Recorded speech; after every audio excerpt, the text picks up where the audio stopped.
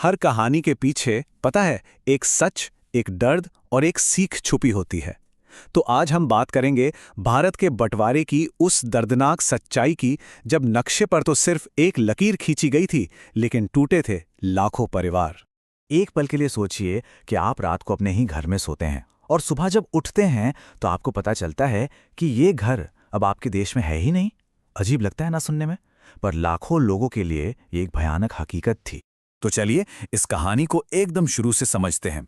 ये उस एक लकीर की दास्तान है जिसने करोड़ों लोगों की जिंदगी को हमेशा के लिए बदल दिया और ऐसे जख्म दिए जो शायद आज तक भर नहीं पाए हैं। साल था 1947। भारत आजाद होने जा रहा था। सोचिए जरा वो माहौल। हर गली, हर शहर में एक अलग ही खुशी थी, एक उम्मीद थी। सबको लग रहा था कि भाई अब अंग्रेज जाएंगे और एक नई सुबह होगी, अपनी सुबह। लेकिन किसी को अंदाजा भी नहीं था कि इस आज़ादी की सुबह के साथ इतना बड़ा दर्द भी आएगा। फैसला ये हुआ कि देश को दो हिस्सों में बांटा जाएगा, हिंदुस्तान और पाकिस्तान। अब जहां एक तरफ खुशी थी, वहीं दिलों में एक अनजाना सा डर भी बैठने लगा था।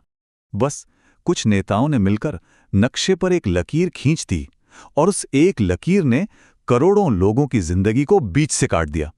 जो लोग पीढ़ियों से एक ही जमीन पर एक साथ रहते आ रहे थे, उन्हें अचानक से बोला गया, अब तुम अलग हो गए। सोचिए, कल तक जो पड़ोसी साथ में चाय पीते थे, आज वो एक दूसरे को शक की नजरों से देख रहे थे। और इसके बाद जो हुआ, वो सिर्फ एक देश का बंटवारा नहीं था, वो असल में इंसानियत का सबसे बड़ा, सबसे मुश्किल इम्तिहान था। लोगों ने अपने घर छोड़े, जमीनें छोड़ी, पर सबसे कीमती चीज जो उन्होंने छोड़ी वो था अपना सुकून। सड़कों पर बस भीड़ ही भीड़ थी, चारों तरफ भागते हुए लोग। हर किसी की आंखों में एक ही कोशिश थी, बस किसी तरह अपनी जान बच जाए। किसी के कंधे पर छोटी सी गठरी थी, तो किसी की गोद में एक छोटा सा बच्चा। ऐसा लग रहा था मानो पूरी जिंदगी एक पोटली में समेटकर लोग निकल पड़े थे एक अनजान सफर पर। और हर आंख में, हर एक आंख में सिर्फ एक ही चीज दिख रही थी, डर। अपने भविष्य का डर, अपने परिवार का डर, अपनी जिंदगी का डर।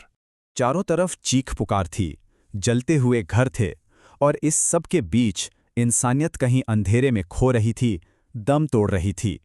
उस वक्त ट्रेनें भर भर कर लोगों को एक तरफ से दूसरी तरफ ले जा रही थीं। लेकिन कई ट्रेनें ऐसी थीं जो जब स्टेशन पर पहुंचीं तो उनमें लोग नहीं, सिर्फ लाशें थीं। इसी लाखों की भीड़ में, लाखों अनकही कहानियों के बीच एक कहानी थी 10 साल की एक बच्ची मीरा की। कभी कभी ना इतनी बड़ी त्रासदी को समझने के लिए एक छोटी सी कहानी ही काफी होती है। तो उसी भीड़ में थी मीरा। उसने अपने बाबा का हाथ कस के पकड़ा हुआ था, बस इस डर से कि कहीं वो इस सैलाब में खो ना जाए। लेकिन भीड़ का रेला बढ़ता गया। एक जोर का धक्का लगा और वो हाथ छूट गया। मीरा चीखी, बाबा बाबा, पर उस शोर में उसकी आवाज जैसे कहीं गुम हो गई। वो बेचारी स्टेशन के एक कोने में बैठकर न जाने कितने घंटे रोती रही। फिर एक बुजुर्ग औरत उसके पास आई। उन्होंने बड़े प्यार से पूछा, बेटी अकेली हो क्या? मीरा ने बस रोते हुए सिर हिला दिया। वो औरत दूसरे मजहब की थी। उस माहौल में ये बहुत बड़ी बात थी, पर उन्होंने मजहब नहीं देखा, उन्होंने बस एक डरी हुई बच्ची को देखा। उन्होंने मीरा को गले से लगाया और बोली, डर मत, आज से मैं हूं तेरे साथ। उस दिन जब लोग धर्म के नाम पे एक दूसरे की जान के दुश्मन बने हुए थे, तब भी इंसानियत कहीं जिंदा थी। मीरा की कहानी बस एक कहानी नहीं है, ये उस उम्मीद की कहानी है जो नफरत के सबसे घने अंधेरे में भी एक छोटी सी लौ की तरह जलती रहती है। और हाँ, ये उस दर्द की भी कहानी है जो दिलों में एक सरहद बनकर हमेशा के लिए रह गया। कई साल बीत गए, मीरा बड़ी हो गई, उसे एक नया परिवार मिला, एक नई जिंदगी मिली। लेकिन जब भी कोई उससे पूछता था, तुम्हारा गांव कहाँ है, तो उसकी आंखें भर आती थीं। गांव तो आज भी वहीं था, लेकिन अब वो उसका नहीं था। घर शायद अब भी वहीं था, पर वहां लौटने का कोई रास्ता नहीं था। और यही तो बंटवारे की असली सच्चाई है। सरहदें तो नक्शों पर खींची जाती हैं, लेकिन उनके जख्म, वो तो सीधे दिलों पर लगते हैं। आज भी लाखों परिवार हैं जिनके लिए बंटवारा इतिहास की एक घटना नहीं, बल्कि एक निजी जख्म है जो हर रोज दुखता है। नफरत जब फैलती है ना, तो जीत किसी की भी नहीं होती। देश बदल जाते हैं, नक्शे बदल जाते हैं, पर इंसानियत का सबक कभी नहीं बदलना चाहिए।